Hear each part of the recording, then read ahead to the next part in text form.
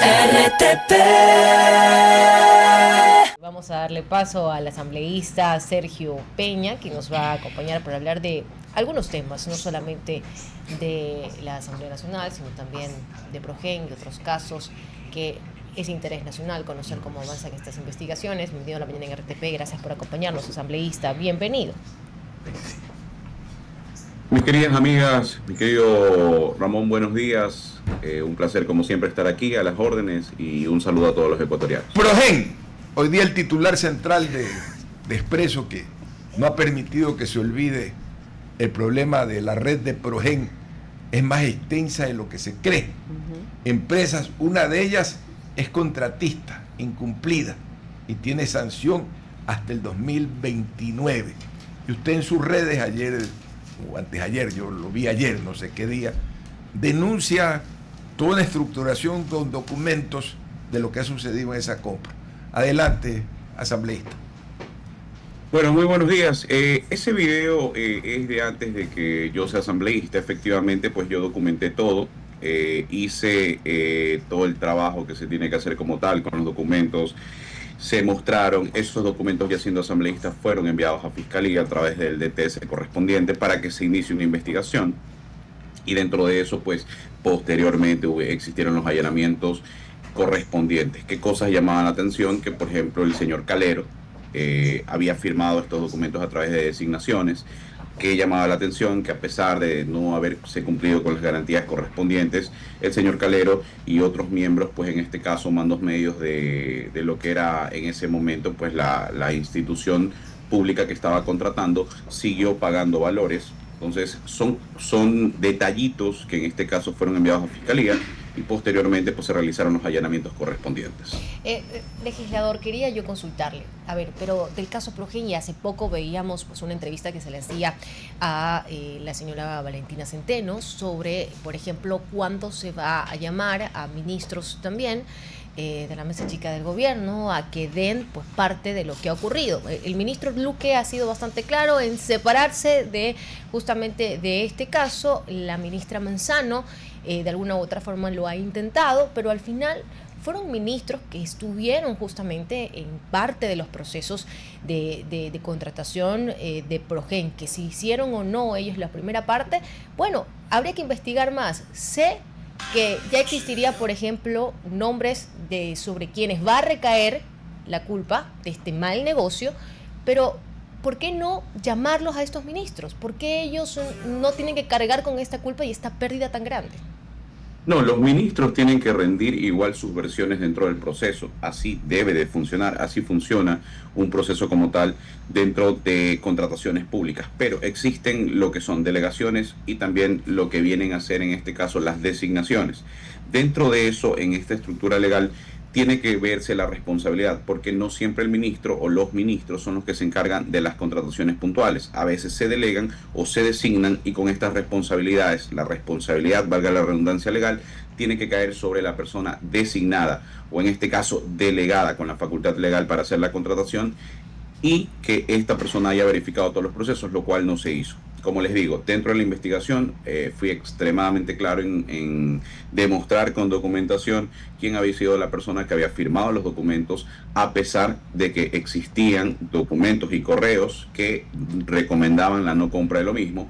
Por lo cual, claro, los ministros tienen que dar su versión correspondiente, pero como dentro de una estructura legal, como lo explico, tiene que revisarse la persona que firma los contratos, porque al final los funcionarios públicos, y hoy gracias a eso estamos tratando una ley, estamos formando una ley de repetición para que efectivamente dejen los funcionarios públicos de simplemente pues verle la cara a los ecuatorianos y tengan que pagar con responsabilidad, con su dinero y también la responsabilidad penal necesaria pues por estos casos donde el Estado ecuatoriano pierde muchísimo dinero. Perdóneme, asambleísta, pero esa ley ya existe. Lo que no se ha hecho es aplicar.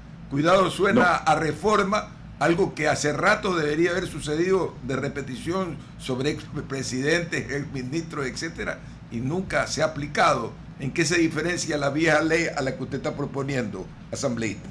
Hoy por hoy la ley de repetición como tal es una ley caduca. Básicamente la repetición como tal es un proceso que puede tomarse como no puede tomarse. No existe una ley orgánica puntual modernizada que aplique un principio que sobre todo es la celeridad procesal y adicional a eso, pues se realice de manera correcta. Por eso es que tú ves que no existen como tal casos en donde realmente pues sea casos emblemáticos donde se haya utilizado esta figura jurídica como tal, esta institución. ¿Qué buscamos con esta ley orgánica de repetición? Primero, celeridad. Segundo, que existan los responsables y que se pueda determinar que no solamente sea un principio en la Constitución y un proceso puesto ahí en papel como tal, sin reglamentos claros, sino lógicamente pues queremos que se ejecute, queremos que los reglamentos sean claros y que como ley orgánica lógicamente tenga cierta independencia al poderse manejar esta institución jurídica para lograr resultados, porque no podemos seguir perdiendo plata. Ya nos pasó con Chevron, donde hoy por hoy el Estado ecuatoriano tiene que pagar más de 230 millones de dólares, ya está determinado porque se les dio la gana de coger y en este caso traer artistas, no sé, hacer tarimas, le faltó hacer un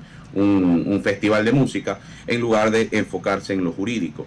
Obviamente los funcionarios públicos entienden que esto nunca les va a llegar, por lo cual pues hacían lo que se les daba la gana. El caso Progen, entre otros, tienen que ser ejemplos de casos emblemáticos en los cuales se tiene que llegar al proceso de repetición para que le paguen a los ecuatorianos. Es importante hablar de eso. Los políticos creen que no les va a llegar. Ustedes tratan el tema de la responsabilidad política, me parece, como responsabilidad penal. Y entonces utilizan argumentos de la delegación o traen hasta el contralor a la comisión para que él diga, pues nosotros no revisamos eso como una responsabilidad del ministro, pero la responsabilidad política no es la misma que la responsabilidad penal. Y al final, correcto, incluso en la Asamblea, cuando ha llegado a los temas al CAL, se han negado, como el caso de la ministra Manzano, a buscar conocimiento de los procesos de juicio político. ¿No cree que es una confusión que nos quita al país la posibilidad de controlar lo que hacen los políticos? Definitivamente, una cosa es la sede jurisdiccional o un proceso jurisdiccional como tal y otra cosa pues tiene que ver con la responsabilidad política donde la omisión es parte de, y se tiene que revisar definitivamente y se tiene que llegar a los procesos. En eso sí estamos de acuerdo. Creo que los procesos deben avanzar, deben investigarse y sobre la mesa poner las pruebas correspondientes. Te doy un gran ejemplo, el caso Godoy. El caso Godoy fue un caso que demostró que se puede fiscalizar indistintamente de lo que de la visión que se pueda tener externa. Fue un caso en el cual se llegó a determinar una responsabilidad como tal. Y sí deberían ser los procesos para efectivamente diferenciar no solamente la responsabilidad administrativa, civil o penal que puede existir dentro de un proceso o un juicio jurisdiccional a un juicio político que tiene que ver con responsabilidades políticas, que existen, claro que sí, pero tienen que llevarse el debido proceso correspondiente. Y esa es la responsabilidad de la Asamblea. Así deberíamos de trabajar cada vez que llegue un proceso en el cual exista algún indicio de responsabilidad política. Asambleísta, buenos días. María Fernanda Perrone, ¿cree usted que desde la Asamblea Nacional se está protegiendo a los ministros del gobierno en este caso? Yo creo que en este caso no ha existido esa protección, al menos dentro de las comisiones en las que yo pertenezco. Del resto, pues lamentablemente no puedo estar en todas. Espero yo que, así como se hizo con el caso Godoy, no exista protección para ningún ministro y lógicamente los ministros, yo siempre he dicho lo siguiente, si tú no tienes algún tipo de responsabilidad, tú vas, das la cara, demuestras transparencia y sobre todo si tienes los argumentos correspondientes vas a poder demostrarlo dentro de un proceso y eso le da transparencia e inclusive legitimidad a tu ejercicio. Así se debe de hacer.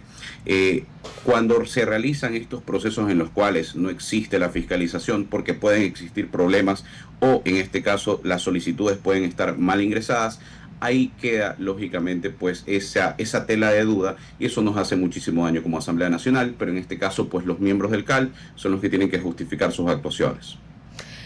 Hablando justamente de la responsabilidad política asambleísta que mencionaba César y también Maffer, si los problemas, y esto es las demandas, las sanciones, los incumplimientos que se han develado, aparecen justo después de las firmas de contratos, la pregunta es, ¿quién asume esa responsabilidad política por decisiones que ya nacen con un riesgo latente?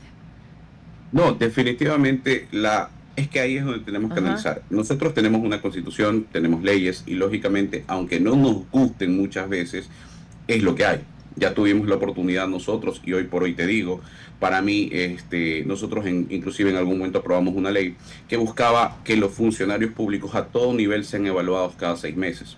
Con lo cual, lógicamente, evitabas que hoy por hoy el funcionario público sepa que fin de mes le llega su sueldo, haga o no haga. y hoy tenemos un grave problema de muchas veces falta de voluntad en la gestión para trabajar. Me ha pasado a mí, le ha pasado a todos los que estábamos en el libre ejercicio cuando vamos en institución pública a pedir un expediente que en derecho debería estar máximo en 48 horas, pero se demora meses y no tienen ningún tipo de consecuencias realmente. Nosotros aprobamos esa ley para que se evalúen a todos los funcionarios públicos, se la tiró abajo porque básicamente se les da estabilidad, como digo yo, se regala derechos con plata ajena a todo el mundo y no nos damos cuenta que el fin del servicio público es ese, servir a la gente. Entonces, yo te digo, definitivamente existen leyes y si existe una delegación, la persona firmante es la que tiene que ser responsable. Ahora, políticamente, definitivamente, si no se llevaron los procesos como tal, hay que buscar la manera de fiscalizar. En eso siempre vamos a estar de acuerdo. Pero creo Lamentablemente. asambleísta, creo que el momento de fiscalizar incluso lo han llevado a este punto para que concuerde o pueda conjugarse con las leyes, pero no con el tiempo político. Y hablo del tiempo político para la ministra Manzano, que justamente ya está por partir hacia un nuevo encargo que se le va a dar, o sea, está a mediados de mayo. Bueno, claro, en este caso como tal ya dependerá mucho de lo que haga Fiscalía. Nosotros cumplimos enviando la documentación correspondiente para que se inicie el proceso. Con esta documentación, entre otros elementos que tenía Fiscalía hizo los allanamientos correspondientes. ¿Que tiene que dársele celeridad? Okay. Definitivamente tiene que dársele celeridad. Yo creo que las explicaciones que se han dado dentro de la asamblea de la ministra Manzano han sido claras, pero queda la tela de duda es porque muchas veces el proceso no se explica como tal y eso ya es un deber de Fiscalía hacerlo de manera correcta, puesto que, como bien tú dices, pues existe esa tela de duda de la poca celeridad que se le ha dado a este proceso. Es un proceso donde se ha perdido muchísima plata para los ecuatorianos. Es un proceso que creo que Fiscalía debe de tomar con la celeridad del caso para darle pues esa transparencia a los ecuatorianos. Y lógicamente que los responsables paguen y que ese dinero regrese a los ecuatorianos porque no se puede perder plata como se hizo. Las actuaciones del señor Calero, entre otros, dejan muchísimo que desear, puesto que quienes investigamos en su momento esto tenemos la claridad de que fuera de que se recomendó no hacer la compra, existen pagos posteriores una vez que ya se había fallado dentro de este contrato. Adelante y damos la bienvenida al abogado David Rodríguez. Gracias, don Ramón, muy amable. Adelante. Muchas gracias y buenos días a la audiencia. Asambleísta, para resumir y ser breve en la consulta, ¿usted comparte el proyecto de ley que está circulando en estos momentos que pretende coartar la opinión de las personas en relación a lo que se puede expresar a través de redes sociales, que es autoría de una colega suya, la asambleísta León de la SUAY?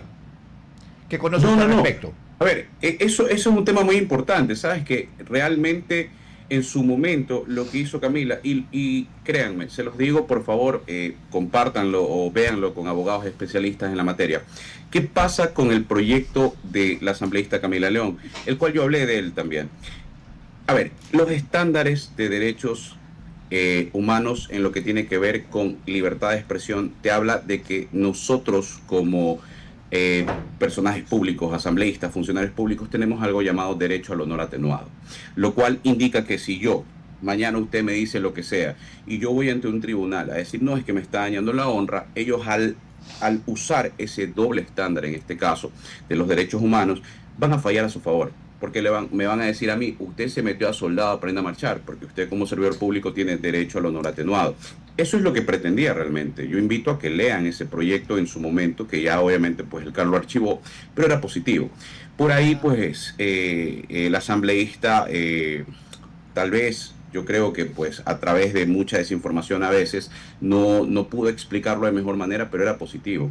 Yo se los digo como abogado y conocedor de la materia, cuando yo lo leí realmente, personalmente, yo se lo dije, pero nosotros ahí nos van a poder hacer lo que les dé la gana. Y efectivamente, nosotros tenemos derecho al honor atenuado según pues la CIDH. Entonces, era un proyecto positivo. Vi otro que alguien estaba postulando, no sé quién, el cual sí efectivamente pues tiene que ver directamente con el tema de redes. Nunca voy a estar de acuerdo con que para mí la libertad de expresión es absoluta. Tú me puedes decir lo que tú consideres porque eso es libertad de expresión.